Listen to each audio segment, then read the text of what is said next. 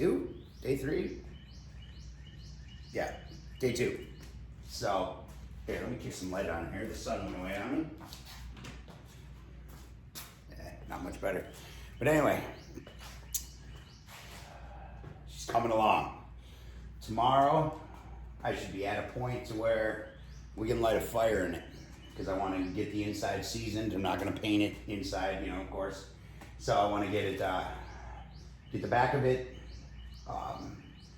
rubbed down, ready to go, get it coated, and light a fire in that thing.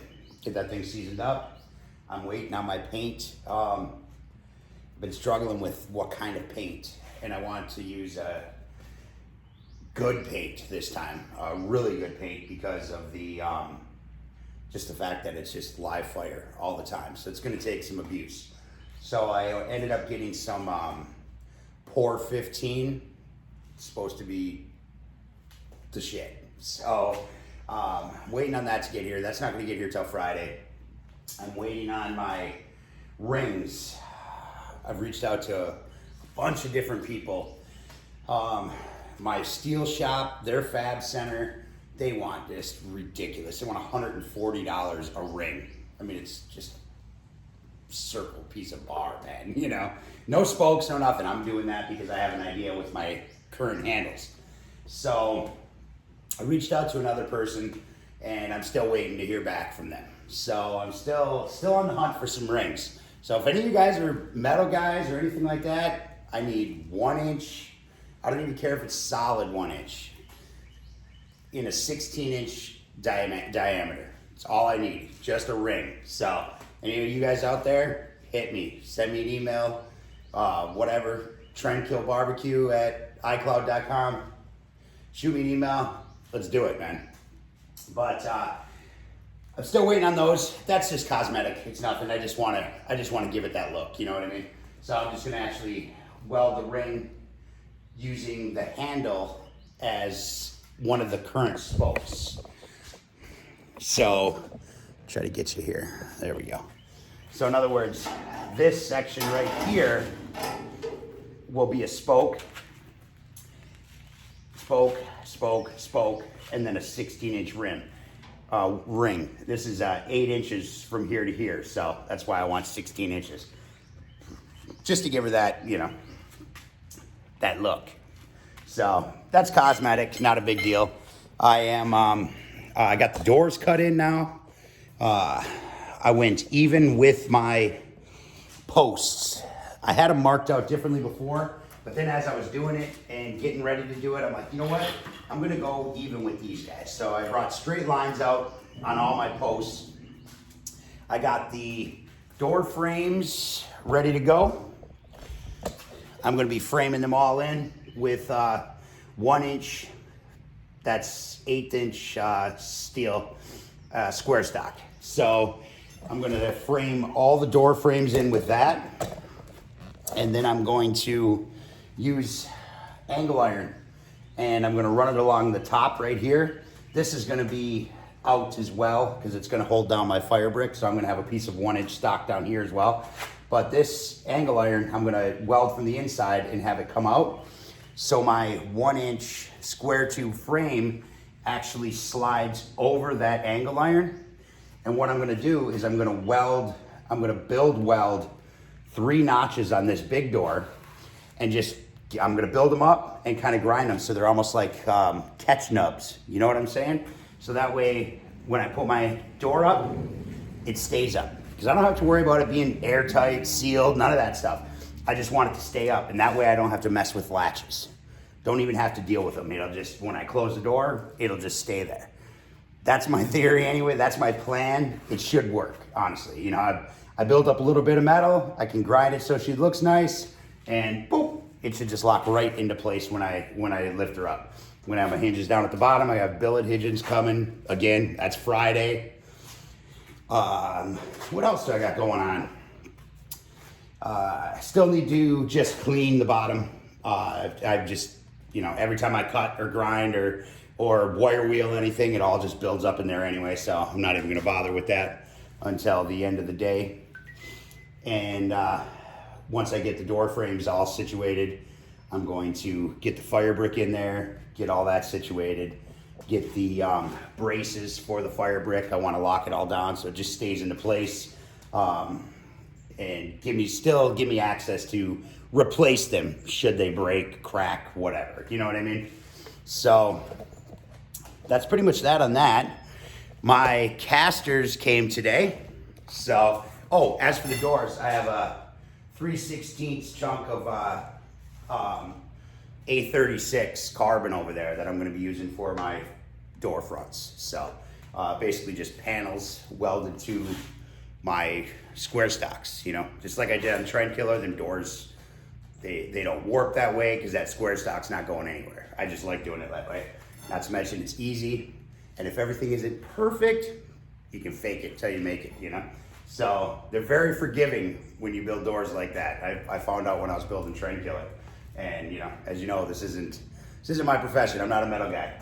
But my casters came today. Truth be told, I'm colorblind.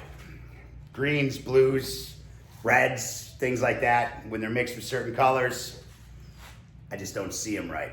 I mean, true story, I had a pair of pants, gray pants, wore these things for like a year.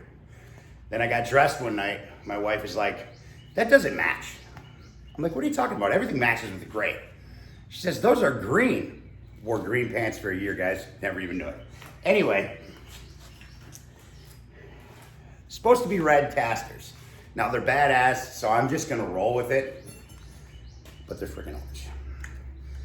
As in real orange, but they're sweet. And these things are heavy duty. I got 2 with locks, 2 without. I couldn't find them fixed. So what I'm gonna do is after I get them on, I am going to just tack weld one side just to keep one set of them fixed. And then the other side can swivel because that's the way they are currently on here, and it moves like a dream, man. So, but on these these are 5-inch, nice polys. Even got the pimped rims on them. So, but yeah, they're orange as opposed to red.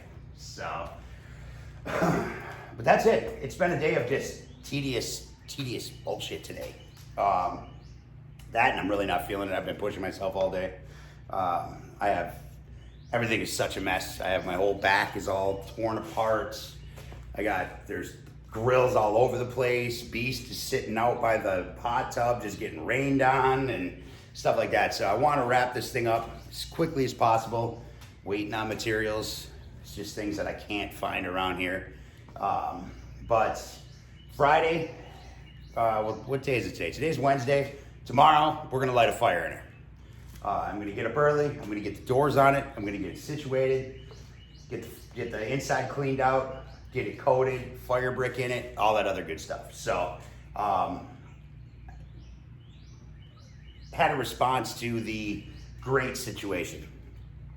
And I agree with the majority of you guys. I'm not doing the grates. So I'm just gonna keep it natural, right on the fire brick, and just let it roll.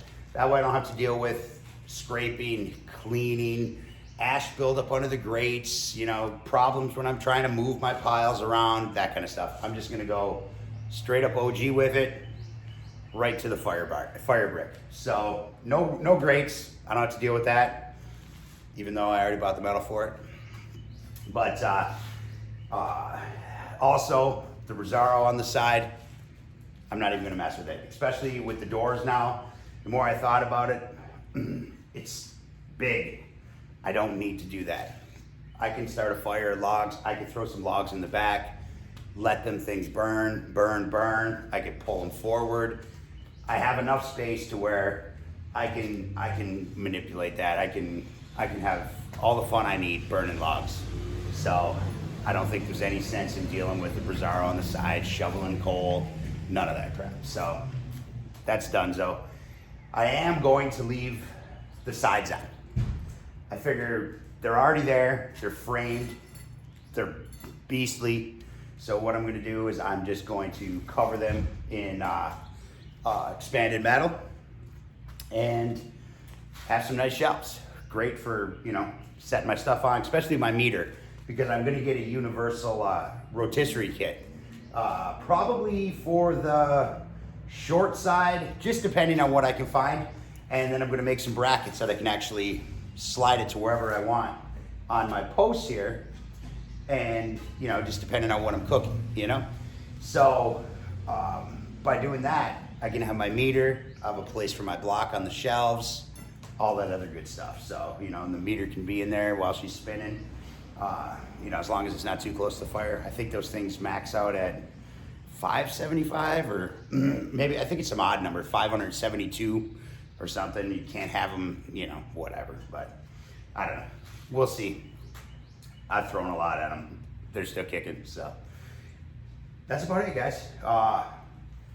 I'm loving how it's looking right now. It's coming together real well. Super excited to fire this thing up and super excited to cook on this thing. It's gonna be cool, man. It's gonna be really, really cool. It's gonna be a lot of fun.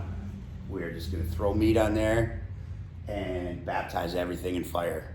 And I'm super excited about it. So, otherwise, that's it.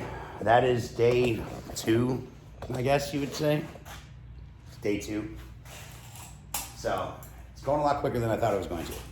But tomorrow's just gonna be welding. It's gonna be, I'm gonna get all my cleaning done in the morning, and then I'm gonna start building my framework for my doors, cut my piece out.